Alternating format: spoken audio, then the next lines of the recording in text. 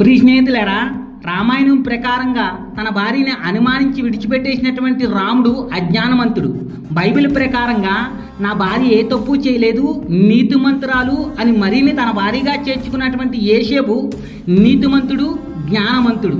యేసేపు స్వప్నమందు దేవదూత వచ్చి, ఈ మాట చాలా జాగ్రత్తగా గుర్తుపెట్టుకోండి, యేసేపు కలలోకి డైరెక్టర్గా కాదు, దేవదూత వచ్చి, దేవుడు కాదు దేవదూత వచ్చి, యేసేపు మరీని చేర్చుకున్నటకు నువ్వు భయపడకు, ఆమె పరిశుద్ధాత్మ ద్వారా, దేవుని ఆశ్చర్యం ద్వారా, సర్వోన్నతిని శక్తి ద్వారా ఆమె గర్భవతి అయింది అన్నటువంటి విషయాలు చెప్పిన వెంటనే యేసేపు ఈ మాటలో నమ్ముతాడు. ఎందుకనంటే యేసేపుకి దేవుడు ఎంత గొప్పోడో యేసేపుకి తెలుసు.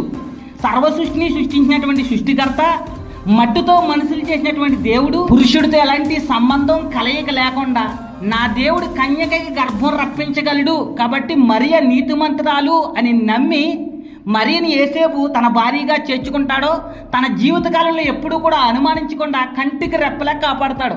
అందులో రెండు విషయాలు చెప్తాను ఎంత బాగా చూసుకున్నాడు అని. జనాభా లెక్కల్లో తన భార్య అయినటువంటి మరియ పేరు రాయించడం కోసం యేసేపు మరియమ్మను ఒక గాడిద మీద ఎక్కించుకుని అతను నడితే ఎంతో ప్రేమగా తీసుకెళ్తాడు.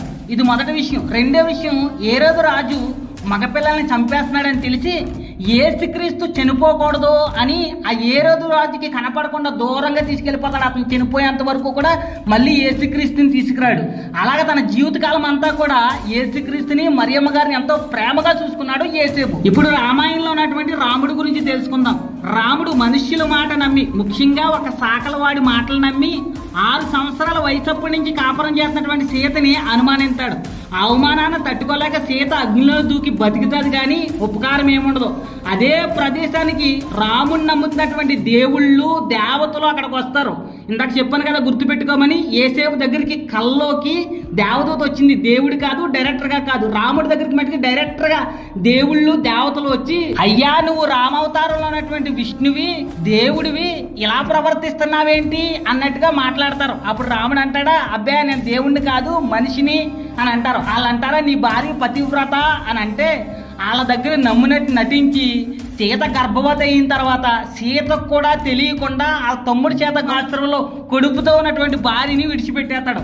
అసలు ఇందులో ఎవరిది తప్పు? దేవుళ్ళు వచ్చి చెప్పినా సరే రాముడు ఎందుకు నమ్మలేదు అంటే, ఈ దేవుళ్ళందరూ కూడా పాపాత్ములు, దుర్మార్గులని రాముడికి ముందే తెలుసా?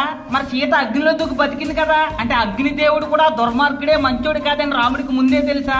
అసలు సీత రాముడి వల్ల గర్భవతి అవ్వలేదు అని రాముడికి ముందే తెలుసా? అందుకనే సీత అగ్నిలో దూకి బతికినా వీళ్ళ దేవుళ్ళు, దేవతలు స్వయంగా వచ్చి రాముడికి చెప్పినా అందుకనే నమ్మలేదా? అందుకనే రాముడు సీతని అడవిలో వదిలిపెట్టేశాడా? అసలు వీళ్ళందరిలో ఎవరు జ్ఞానవంతులో మీరు జ్ఞానంతో ఆలోచించి తెలుసుకోండి.